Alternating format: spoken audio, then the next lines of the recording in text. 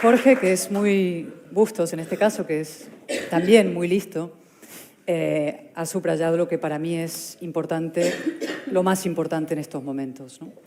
El sanchismo es muchas cosas. Es una forma de hacer política, como he dicho muchas veces, la mentira, la chulería y los galanes del ¿no? Los andares del galán de tranvía, ¿no? Esa cosa que Jorge ha descrito muy bien en el Congreso, ¿no? Entran las caderas primero, luego entra él. El cimbreo de Pero Junta. no es solamente eso, sino que es un proyecto de poder a largo plazo, ¿eh? Y es un proyecto de poder que pasa por la liquidación de la nación constitucional. Es un proyecto que viene de lejos, lo empezaron los nacionalistas, no vamos a irnos para atrás, o podemos luego en la conversación, luego vino Zapatero, que fue muy importante en esta quiebra del rumbo del Partido Socialista, y ahora está en marcha, en plena marcha. No tenemos un gobierno español en sentido estricto, lo que hay es un proceso en marcha, como digo, de desguace del Estado y liquidación del orden constitucional. La legislatura pasada ya vimos hitos importantes y terribles en ese proceso: blanqueamiento de Bildu, la rebaja a la malversación, la derogación de la sedición, los indultos a los golpistas, la agitación del guerra civilismo, la memoria antidemocrática, la demonización de la oposición, los ataques civilinos o no tan civilinos a la corona. Es decir, todo esto forma parte de un proceso, pero ahora estamos realmente metidos en el momento álgido, que es con la amnistía, que es un golpe, digamos, al Estado, liderado ahora por el Partido Socialista, de deslegitimación del Estado constitucional y democrático español, ¿no? Pero frente a eso, claro, la pregunta es, la gente dice, bueno, ¿y qué va a pasar? ¿Qué es el siguiente paso, no? Probablemente una especie de autodeterminación disfrazada de algo, la lidera lo que yo llamo el Sherpa de la mutación constitucional, que es un señor llamado Zapatero. Él va liderando, el otro día se fue a La Vanguardia, donde si no, a explicar esta operación de mutación constitucional. Dijo, Cataluña tenemos que en esta legislatura por fin reconocerle su identidad nacional, su derecho de autodeterminación, ¿no? Y también más allá en el horizonte, me atrevo incluso a decir, y esto hay gente que me dice, eres una agorera, pero yo creo que hay un sector de la izquierda que ya está pensando en eso, intentar incluso plebiscitar las próximas elecciones generales para que no se elija gobierno, sino régimen. Es decir, intentar ganar contra la corona lo que perdieron contra la Constitución, sin darse cuenta de que corona y Constitución son lo mismo. Corona y democracia son indisociables. Esto es lo que ellos están haciendo. Pero la pregunta es, y la clave es, ¿qué tenemos nosotros? Los demócratas, los constitucionalistas, los que de verdad nos identificamos con los valores de la libertad, de la igualdad, incluso la fraternidad en el sentido más estricto de solidaridad entre personas y territorios, ¿no? Y ahí es donde yo digo, y les digo a Bolaños y compañía y a Sánchez y compañía, pierdan toda esperanza.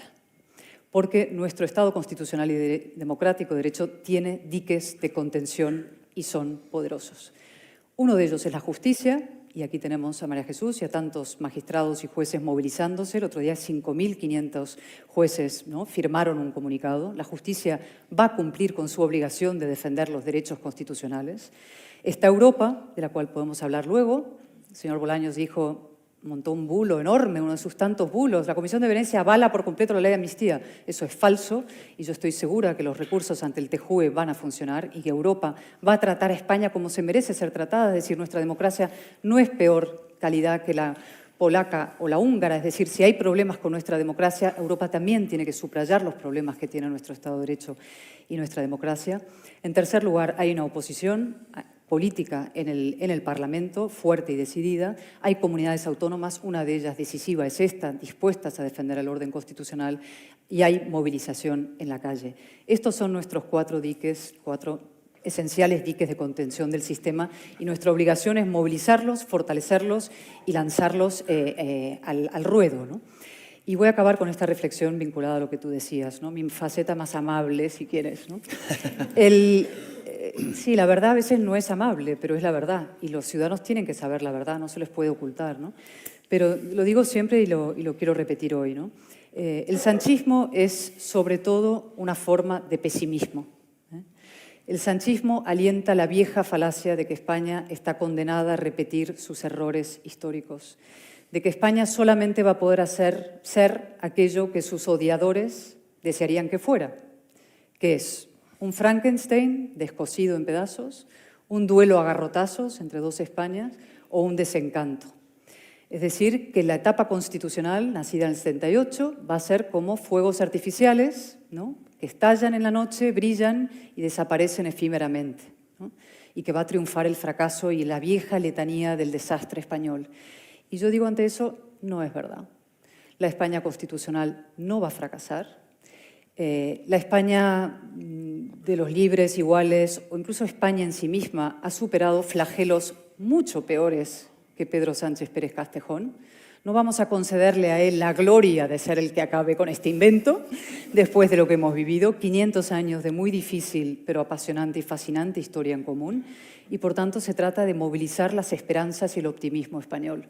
Un optimismo combativo, no el optimismo de la pura voluntad, no del que se sienta en el sofá con el mando a distancia y critica lo que hacen los demás, sino el que baja a la arena, el que se moja, el que asume los riesgos, el que sabe que esto es una batalla desagradable y dura. Los tertulianos también lo sufren. Hoy hay una política de cancelación salvaje de la gente. Los políticos que estamos en primera línea, y aquí veo muchos amigos que están en el Congreso, en la dirección del partido y en tantos sitios también lo sufren en primera línea. Es decir, esto tiene la gloria, tiene el foco, pero también tiene el coste. Y yo digo aquí, la política del baño María no existe.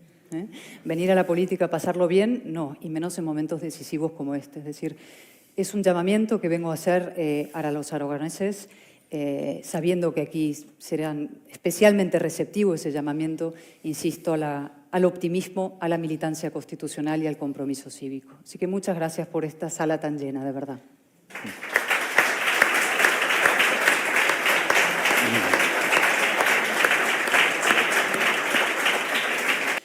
Vamos a intentar desbrozar el paisaje, ¿no? Sánchez, como no puede gobernar por adhesión, gobierna por odio. Eso significa la polarización. Necesitas generar suficiente rechazo al otro para poder apretar a tus bases para que acepten lo inaceptable.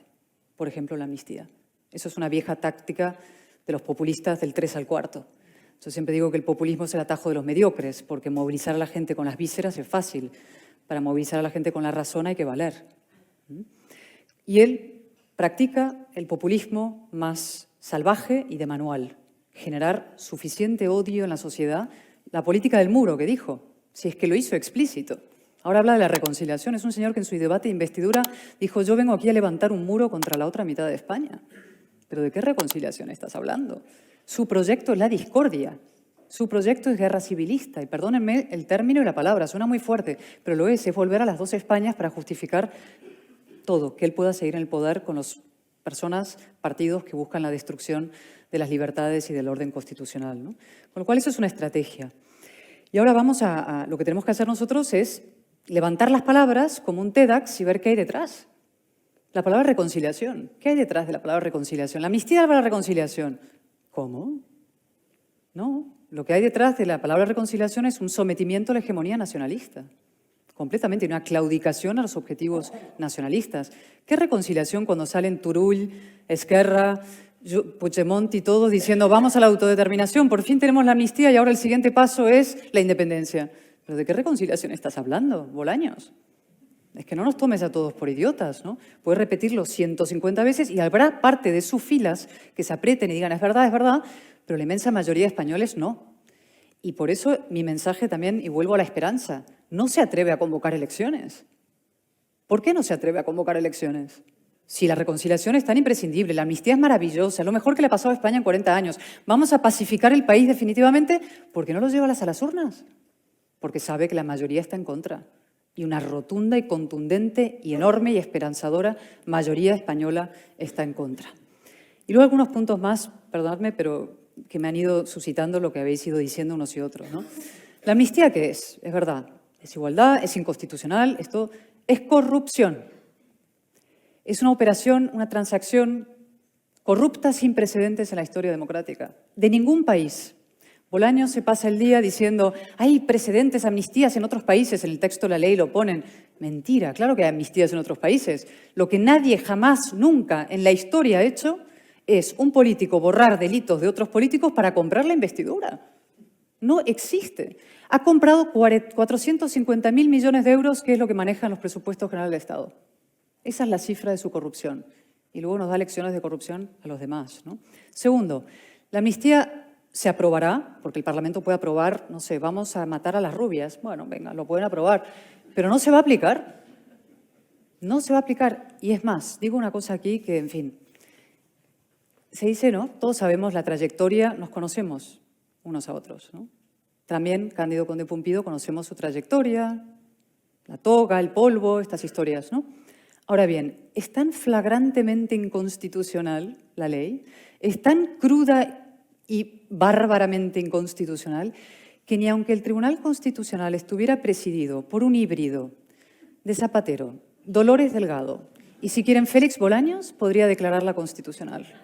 Hasta ahí llega mi confianza inmensa en la justicia, no solamente europea, sino española. Otro asunto más, y dos breves. Europa, ¿no? ¿Por qué la confianza en Europa? No, es verdad, ¿no? Europa no se ha portado siempre bien. Es decir, la condescendencia europea respecto a lo español sur de los Pirineos, que decía Giscard d'Estaing, es antigua, ¿no? Pero nosotros tenemos que explicar que esto no es un asunto español. No es un asunto interno de España, como se dice. El separatismo, no, es un asunto europeo. Aquí se juegan los valores sobre los que se fundó la Unión Europea. La Unión Europea se construye contra el nacionalismo, sobre los millones de muertos que provocó el nacionalismo en el siglo XX, que fueron muchísimos millones. Se construye sobre los valores del Estado de Derecho y la democracia. Y si el Estado de Derecho y la democracia fracasan o se estrellan o se erosionan en España, eso afecta a toda la Unión en su conjunto. Y ni os cuento si eso se hace para disgregar un país, para segregarlo en pedazos. Esto rompe la unión entera, no rompe simplemente, ¿no?, la unidad sacrosanta española y estas cosas. No, rompe la idea de Europa en su base y en su esencia. Y ya por último, ¿qué tenemos que hacer nosotros, ¿no? Frenar y revertir. Es decir, hacer lo imposible para hacer descarrilar el proceso, y vamos a hacer descarrilar el proceso, y hay un ciclo electoral por delante que es crucial. País Vasco, que va a ser difícil. O sea, Otegi tiene posibilidades de gobernar el País Vasco, disfrazado de partido vegano, feminista, guay, etcétera, pero no, un proyecto marxista, totalitario, destructivo, que no condena el asesinato por Manuel Jiménez Abad, entre otros. Eso es lo que está en el País Vasco. Y en Cataluña, 3/4 de lo mismo, un proyecto de secesión que aplasta la otra mitad de Cataluña, nuestros compatriotas constitucionalistas que han vivido a la intemperie durante 40 años, es verdad, no suficientemente protegidos por el Estado y por los partidos nacionales, y a los que debemos apoyo, amparo, protección, legitimación, presupuestos, presencia, prestigio y poder, todo lo que no han tenido, ¿no? Esa otra mitad de Cataluña la que tenemos que defender. Frenar, por tanto, el proceso, elecciones europeas decisivas y luego revertir. Y ya por resumir, revertir, ¿qué significa revertir? ¿Se puede revertir la amnistía? Bueno, hay un país donde se ha hecho. Ya veremos lo que podemos poner en marcha aquí. Pero sobre todo necesitamos poner en pie un proyecto político alternativo para toda España que haga dos cosas. El fortalecimiento del Estado, independencia del Poder Judicial, que los jueces elijan a los jueces, por favor. Ahí podemos debatirlo, bueno. Independencia del Poder Judicial, dignificación del Parlamento. Aquí hay varios que somos diputados ahora. Es una cochambre lo que está pasando en el Parlamento. Es una auténtica vergüenza. Eso destroza la confianza de los ciudadanos en la política y en el parlamentarismo y en sus instituciones. Dignificación del Parlamento, limitación del poder cesarista del Ejecutivo, cuya invasión sobre los demás poderes es asombrosa. Tiene una correa humillada de transmisión al frente del Congreso de los Diputados. No he visto un espectáculo igual. Yo pensé que con Batet lo había visto todo y os aseguro que esto lo supera por completo. Ataques a los jueces desde la tribuna del Congreso. Nadie dice nada, nadie le llama al orden. Es decir, Parlamento, Ejecutivo, limitación de eso. Y una última cosa que creo que Aragón aquí tiene un papel fundamental que desempeñar. Después de 40 años de potenciar, subrayar, destacar lo que nos distingue y diferencia a unos españoles de otros, tenemos que empezar a subrayar, distinguir, resaltar lo que tenemos en común. Porque es muy fácil ver lo que tenemos distintos unos de otros, color de piel, la religión, la lengua, los acentos, ¿no? Un murciano, nada que ver con un gallego, ¿no? Un vasco no tiene nada que ver con un catalán, ¿no? Pero ver lo que tenemos, no hay nada más decente y más valioso y más moderno que ver lo que los ciudadanos tenemos en común. Y esa tarea de fortalecimiento de lo que nos une, junto con la igualdad, que es muy importante, pero no solamente iguales, sino que tenemos cosas en común. Por ejemplo, la lengua. Estamos en el Congreso con pinganillos entre españoles. Todo esto pasa inadvertido y se suma a la tendencia general, a la disgregación y la separación. Esos pinganillos están para que no nos comuniquemos, para que el esperpento y la idea de que aquí hay unos pueblos separados que no tienen nada que ver unos con otros vaya consolidándose. Nosotros tenemos que revertir también ese proceso y empezar a fortalecer lo que tenemos en común desde la idea moderna, ilustrada del ciudadano libre e igual en derechos y obligaciones. Gracias.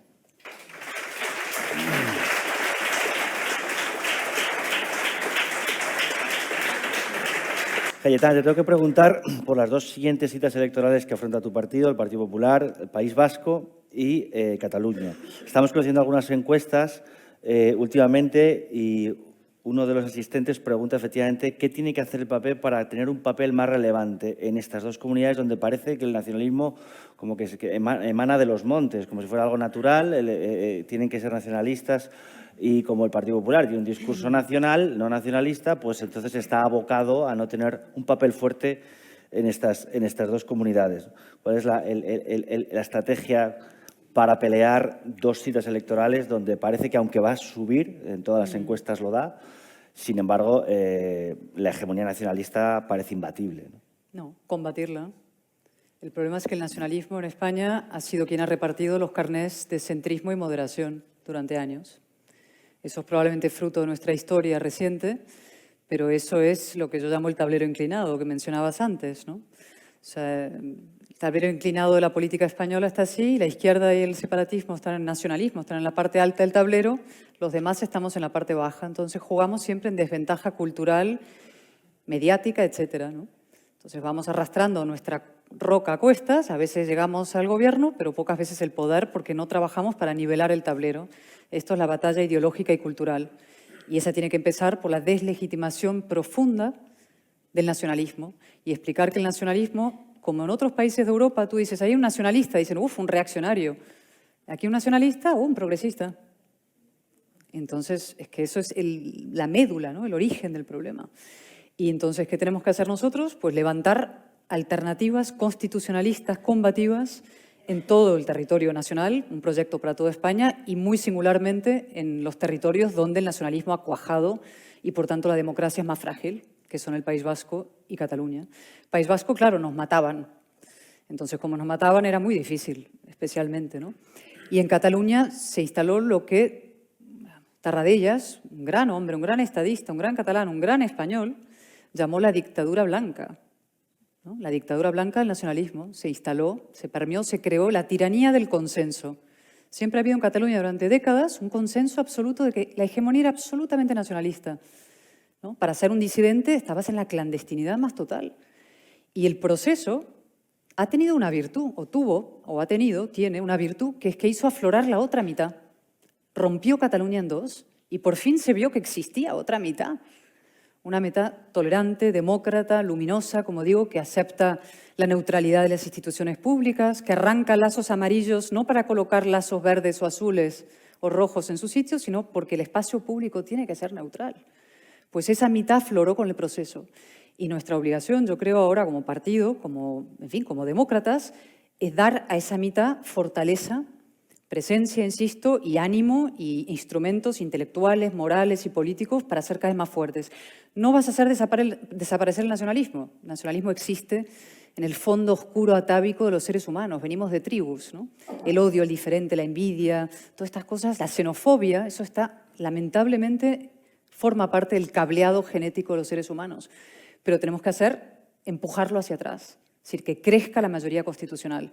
Y eso pasa por una cosa esencial en Cataluña ahora, que es desmontar el mito del Partido Socialista de Cataluña. El PSC no es un partido constitucionalista, es el gran blanqueador del nacionalismo. Como dijo Nicolás Redondo hace un par de noches en un acto que fuimos, éramos 4 gatos, debo decir, era un homenaje a un libro que se publicó hace 30 años titulado Extranjeros en su país, de Antonio Robles, escrito en la época de la dura clandestinidad en Cataluña, y Nicolás dijo, el PSC es lo peor, es decir, el PSC son la retaguardia criptoseparatista, son los verdaderos blanqueadores, se dicen de izquierdas para blanquear la xenofobia, es lo peor que hay. Entonces, muchos bien pensantes dicen, vamos a votar a Illa porque es el menos malo, es el constituyente. No. Nosotros tenemos que ir a por Illa, con toda nitidez, y demostrar que Illa son los que los Illas de la vida, que parece Clark Kent, va con cara de bueno, ¿no? No ha roto un plato en su vida, son realmente los que están legitimando, haciendo avanzar, liderando el proceso separatista. Y una cosa más. Aprovecho que está Roberto aquí, al que le doy la enhorabuena por el 155.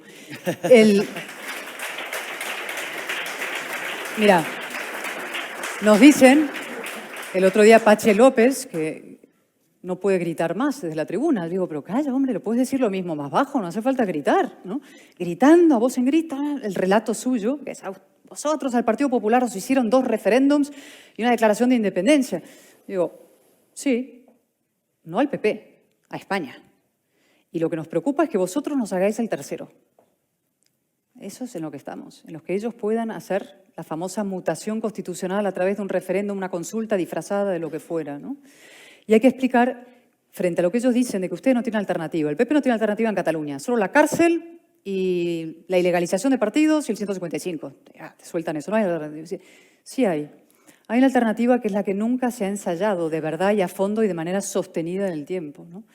Que es efectivamente la alternativa constitucionalista con mayúsculas, que tiene 3 partes.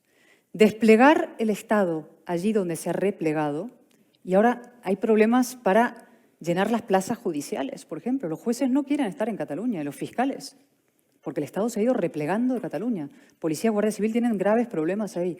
Tenemos que desplegar el Estado, tiene que haber presencia del Estado en todo el territorio porque garantiza la igualdad, que los vulnerables estén protegidos frente a los poderosos, ¿no? Porque el Estado, una cosa represora, ¿no? El Estado lo que garantiza, fíjate, los liberales defendiendo el Estado, ¿dónde acabamos? Fíjate. Y la izquierda destruyendo el Estado, fíjate. Bueno, desplegar el Estado. 2, deslegitimación radical del nacionalismo como idea maligna y reaccionaria, que es lo que es, tribalista, que distingue a los seres humanos en función de etnia, de lengua, lo que fuera, que discrimina a la otra mitad. Y lo tercero, eso que yo decía hace un momento, de afirmar, es decir, dar a los constitucionalistas, a esa otra mitad, lo que no han tenido, que es presencia, prestigio, poder y presupuesto, dinero. Tenemos que invertir España como militantes de la democracia en la otra mitad. No hemos invertido. Las asociaciones constitucionalistas en Cataluña, en fin, son héroes. Montan manifestaciones con 2 duros, pidiéndole 5 euros a uno, 3 euros al otro, montan actos. La sentencia del 25%, una población que habla mayoritariamente el castellano, se consiguió gracias a una pequeña y modestísima asociación de padres de familia que dijeron, no, nuestros hijos tienen derecho a aprender en la lengua oficial del Estado y en su lengua materna. Y lo consiguieron ellos, sin apoyo de nadie. Y eso no puede ser. Es decir, si nosotros queremos que nuestra democracia sobreviva, habrá que empezar a invertir en ella. Es decir, existe esa otra alternativa que no se ha ensayado y que nosotros creo que tenemos que liderar y podemos liderar ahora en las elecciones. Y pedir a toda persona que crea en estos valores, más allá, insisto, hay liberales, hay conservadores, hay gente más de derecha, gente menos, progresistas ilustrados, los verdaderos progresistas, vinculados con las ideas de la Ilustración, no progresista como se entiende hoy en día, que son esta banda de reaccionarios que desprincipiados, reagrupar a todo ese espacio moral, social y político detrás de un proyecto común para plantar cara a esto y empezar a empujarles hacia atrás. Esto no se va a resolver de la noche a la mañana, pero se va a resolver. Y una última cosa sobre el PSOE, ¿no? Decía el presidente, bueno, 2 años, 3, yo te digo lo mismo, a mí me da igual, o sea, yo no estoy pensando, la bola de cristal no la tenemos. La historia se va a hacer en función de lo que hagamos nosotros cada día. ¿Vale? Depende de lo que nosotros hagamos, la legislatura puede durar 1 año, 2 o 20. Ojo. O sea que lo que tenemos que trabajar es para una derrota contundente de Sánchez y del PSOE en las urnas. Cuando toquen, si es en 3 años, en 1, pero una derrota de tal calibre y tal naturaleza que el PSOE se vea obligado a elegir entre extinción o refundación. Y que surja un nuevo líder, como surgió en su día Felipe González, y haga un nuevo congreso de Suresnes. Y así como Felipe González rompió con el marxismo para poder aspirar a tener un partido hegemónico en España y lo consiguió, un nuevo líder socialista, que probablemente no ha nacido todavía, pero en algún lugar estará, romperá con el guerra civilismo y con el separatismo, que son los 2 flagelos a los que se ha abrazado. Y cuando eso suceda, bien, tendremos el otro pilar del sistema. Pero, entre tanto, es nosotros, nuestra obligación y nuestro proyecto. Y yo tengo muchas esperanzas y lo digo de verdad. Bueno.